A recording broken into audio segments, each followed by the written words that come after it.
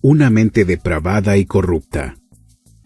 La Escritura enseña que la voluntad del hombre y los deseos del corazón son corruptos y depravados. Esto es visto como debilidad o impotencia y conduce a la terquedad y la obstinación. El alma entera yace en un estado de muerte espiritual. Las tinieblas espirituales están en todos los hombres y recaen sobre todos los hombres hasta que Dios, por medio de la obra todopoderosa del Espíritu Santo, resplandece en los corazones de los hombres o crea luz en ellos. La naturaleza de estas tinieblas espirituales debe ser entendida. Cuando los hombres no tienen luz para ver, entonces están en tinieblas. Los ciegos están en tinieblas, ya sea por nacimiento o por enfermedad o accidente. Un hombre espiritualmente ciego está en tinieblas espirituales y es ignorante de las cosas espirituales. Hay una oscuridad exterior en los hombres y una oscuridad interior en los hombres. Las tinieblas exteriores son cuando los hombres no tienen la luz que les permite ver. Así que las tinieblas espirituales externas están sobre los hombres cuando no hay nada que los ilumine sobre Dios y las cosas espirituales. Es obra del Espíritu Santo quitar esta oscuridad enviando la luz del Evangelio. Por otro lado, las tinieblas interiores surgen de la depravación y corrupción natural de las mentes de los hombres con respecto a las cosas espirituales. La mente del hombre es depravada y corrompida en cosas que son naturales, civiles, políticas y morales, así como en cosas que son espirituales, celestiales y evangélicas. Esta depravación a menudo es detenida a detener sus efectos completos, por la gracia común del Espíritu Santo. Así que, al oscurecerse la mente del hombre, es incapaz de ver, recibir, comprender o creer para salvar su alma. Las cosas espirituales o los misterios del Evangelio no pueden traer la salvación sin que el Espíritu Santo primero cree dentro del alma una nueva luz por la cual puedan ver y recibir esas cosas.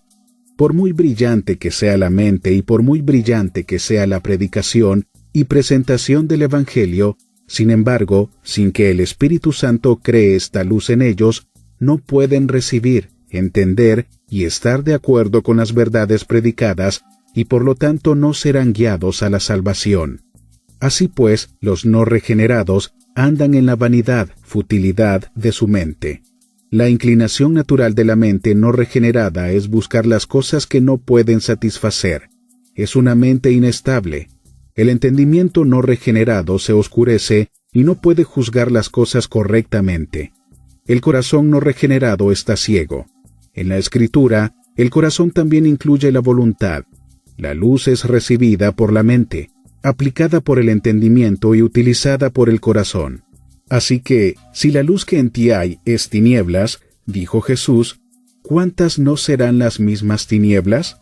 Hay tres cosas que surgen de la futilidad natural de la mente en su condición depravada que se encuentra entre los creyentes. En primer lugar, hace que el creyente vacile y sea inestable e inconstante en los deberes sagrados de meditación, oración y escucha de la palabra. La mente deambula y se distrae con muchos pensamientos mundanos. En segundo lugar, esta inestabilidad es la causa de la reincidencia en los creyentes, llevándolos a conformarse al mundo y a sus hábitos y costumbres, que son vanos y tontos. Y en tercer lugar, esta futilidad de la mente engaña a los creyentes para que provean para la carne y los deseos de la carne. Puede y a menudo conduce a la autocomplacencia. Para ganar la victoria sobre esta mente corrupta y vana, debemos fijar nuestras mentes y deseos en las cosas espirituales que nos muestra el Espíritu Santo. Pero al fijar nuestras mentes en las cosas espirituales, debemos observar que la mente no vuelva a caer en pensamientos e ideas vanas, insensatas e inútiles. Debemos adquirir el hábito de meditar en cosas santas y espirituales. Debemos ser humillados al darnos cuenta de cuán insensatas y vanas son nuestras mentes dejadas para sí mismas. La mente no regenerada es perversa y depravada. Así que los hombres son ajenos de la vida de Dios por la ignorancia que en ellos hay, por la dureza de su corazón. Esta separación de la vida de Dios es porque sus mentes son pecaminosas y depravadas. La vida de Dios de la cual los hombres están extraviados es la vida que Dios requiere de nosotros para que podamos agradarle aquí y disfrutar de Él en el futuro. Es la vida que Dios obra en nosotros, espiritualmente, por su gracia. Es la vida por la cual vivimos para Dios. Dios es la meta suprema de esa vida, ya que Él es también el creador de esa vida. Por medio de esta vida, buscamos hacer todas las cosas para la gloria de Dios. Por esta vida, llegamos al gozo eterno de Dios como nuestra bendición y recompensa eterna. La vida de Dios es aquella vida por la cual Dios vive en nosotros por medio de su Espíritu, a través de Jesucristo. Es aquella vida cuyos frutos son la santidad y la obediencia espiritual evangélica.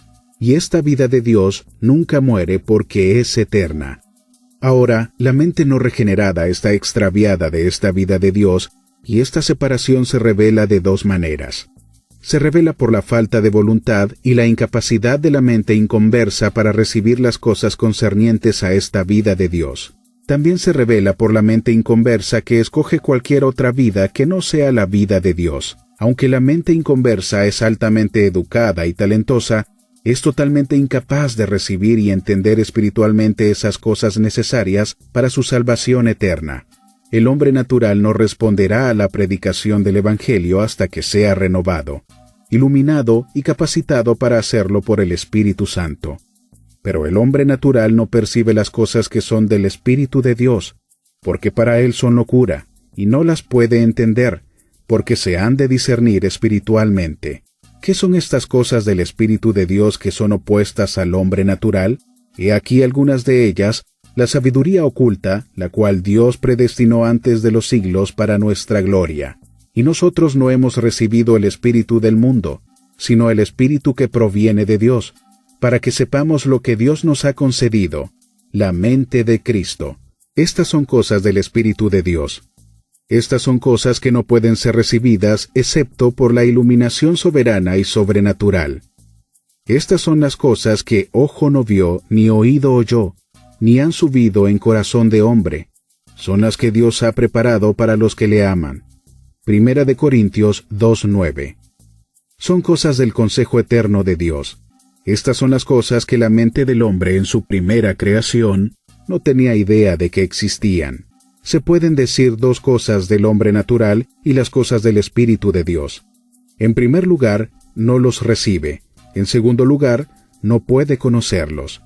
En esta doble afirmación, aprendemos en primer lugar que el poder de recibir cosas espirituales se le niega al hombre natural. No puede recibirlos porque son discernidos espiritualmente. Aprendemos en segundo lugar que el hombre natural los rechaza voluntariamente. Esto está implícito en las palabras: no recibe las cosas del Espíritu de Dios, y los rechaza porque le parecen tontos.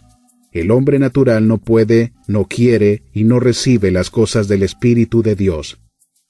Puede conocer el sentido literal de las doctrinas que se le presentan, puede saber que Jesucristo fue crucificado. Pero hay una gran diferencia entre recibir doctrinas como meras declaraciones que se le presentan y conocer la realidad que esas declaraciones presentan. El hombre natural puede conocer el camino de la justicia como una mera declaración.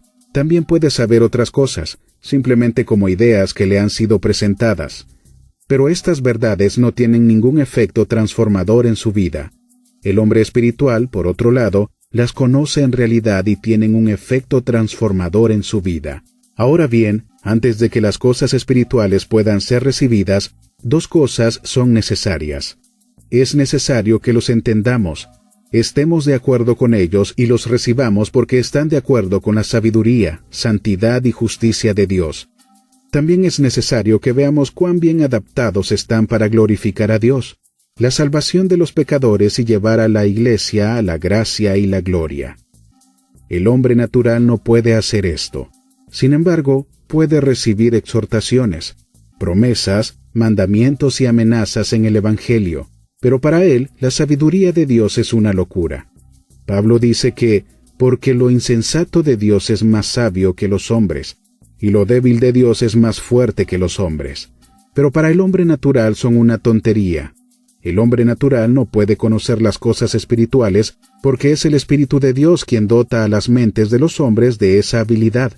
Y la luz misma por la cual solo las cosas espirituales pueden ser discernidas espiritualmente es creada en nosotros por un acto todopoderoso del poder de Dios. El hombre natural no puede discernir las cosas espirituales para marchar hacia la salvación de su alma, porque su mente está oscurecida por su propia depravación. Esta es la miseria de nuestras personas y el pecado de nuestra naturaleza, pero no puede ser usado como excusa en el día del juicio para no recibir cosas espirituales. También hay en las mentes de los hombres no regenerados una incapacidad moral por la cual la mente nunca recibirá cosas espirituales, porque está gobernada por varias lujurias, corrupciones y prejuicios. Estos están tan fijos en la mente no regenerada que le hacen pensar que las cosas espirituales son tontas. Pablo nos enseña que Cristo nos ha librado de la potestad de las tinieblas y trasladado al reino de su amado Hijo. Pedro habla de prisiones de oscuridad. De estos no hay escapatoria. Esta oscuridad llena la mente de enemistad contra Dios y contra todas las cosas de Dios. Si Dios es grande en bondad y belleza, ¿por qué le odian los hombres? Este odio surge de esta oscuridad, que es la corrupción y depravación de nuestra naturaleza. Esta oscuridad llena la mente de lujurias perversas que resisten la voluntad de Dios. Esta oscuridad llena la mente de prejuicios contra todas las cosas espirituales, y la mente es totalmente incapaz de liberarse de estos prejuicios. La mente oscura ve primero las cosas que desea. Luego, más tarde, reconoce esos deseos en sí mismos. Pero cuando los hombres son llamados a buscar a Dios por encima de todos los demás deseos, entonces esto se considera una tontería porque la mente inconversa piensa que las cosas espirituales nunca traerán contentamiento, felicidad y satisfacción. En particular, la mente no regenerada tiene un sesgo especial en contra del Evangelio. Ahora bien, en el Evangelio hay dos cosas predicadas. En primer lugar, están aquellas cosas que pertenecen solo al Evangelio y que no tienen nada de la ley o de la luz de la naturaleza. Vienen a nosotros solo por revelación, y son únicas al Evangelio. Ellas son las que hacen que el Evangelio sea el Evangelio, y son todas esas cosas concernientes al amor y la voluntad de Dios en Cristo Jesús. En segundo lugar, están las cosas declaradas en el Evangelio que tienen su fundamento en la ley y en la luz de la naturaleza. Estos son todos los deberes morales. Estos deberes morales son conocidos en cierta medida aparte del Evangelio. Hay en todos los hombres una obligación de obedecer estas leyes morales de acuerdo con la luz que se les ha dado. Ahora, es en este estado que el Evangelio añade dos cosas a la mente de los hombres. En primer lugar, muestra la manera correcta de obedecer. Muestra que la obediencia solo puede surgir de un corazón regenerado que ya no está en enemistad con Dios. También muestra que el propósito de la obediencia es traer gloria a Dios. Muestra que no podemos obedecer hasta que hayamos sido reconciliados con Dios por medio de Jesucristo. Todas estas cosas ponen los deberes morales en un nuevo marco, el marco del Evangelio. En segundo lugar, al darnos su Espíritu, Dios nos fortalece y nos permite obedecer de acuerdo con el marco del Evangelio. El Evangelio nos declara que las cosas que hacen que la obediencia al Evangelio sea obediencia al Evangelio y no obediencia legal. Primero, el Evangelio enseña los misterios de la fe y los pone como fundamento de la fe y la obediencia. Segundo, el Evangelio entonces injerta todos los deberes de obediencia moral en ese árbol de fe en Jesucristo. Esto es lo que Pablo hace en sus epístolas. Comienza enseñando los misterios de la fe cristiana. Entonces, sobre la base de estos misterios y maravillas del Evangelio, que nos ha traído la gracia y la misericordia de Dios, enseña que, por gratitud, debemos buscar agradar a aquel que tanto nos amó obedeciéndole. Así que, mientras la mente del hombre permanezca sin regenerarse, no hay esperanza de que el alma salga de las tinieblas hacia la luz del glorioso Evangelio de Cristo. Conclusión. La mente en el estado de la naturaleza es tan depravada y corrupta que no es capaz de entender, recibir y abrazar las cosas espirituales. Por lo tanto, mientras la mente permanezca sin regenerarse, el alma no puede ni quiere recibir a Cristo para salvación, ni puede ser hecha santa y apta para el cielo. El corazón y la voluntad no pueden actuar independientemente de la mente. La voluntad no es libre de actuar por sí sola. El ojo es la luz natural del cuerpo. Por medio del ojo, el cuerpo es conducido con seguridad alrededor de obstáculos peligrosos, y así se evita que se lastime a sí mismo. Pero si el ojo está ciego o está rodeado de oscuridad y por lo tanto no puede ver, entonces el cuerpo no tiene idea a dónde va e inevitablemente chocará con objetos o tropezará con obstáculos. Lo que el ojo es para el cuerpo, la mente es para el alma. Si la mente ve la gloria y la belleza de Cristo y su salvación presentada en el Evangelio, excitará el corazón para desearlos como verdaderamente buenos y la voluntad de recibirlos y abrazarlos. Pero si la mente es ignorante del Evangelio, o está cegada por el prejuicio, entonces el corazón no se despertará para desear a Cristo, ni se le instará a abrazarlo. Si la mente es engañada, tanto la voluntad como el corazón serán engañados también. Donde la mente es depravada, así será el corazón. Vemos pues cuán importantes son las palabras de Jesús cuando dijo: «Os es necesario nacer de nuevo».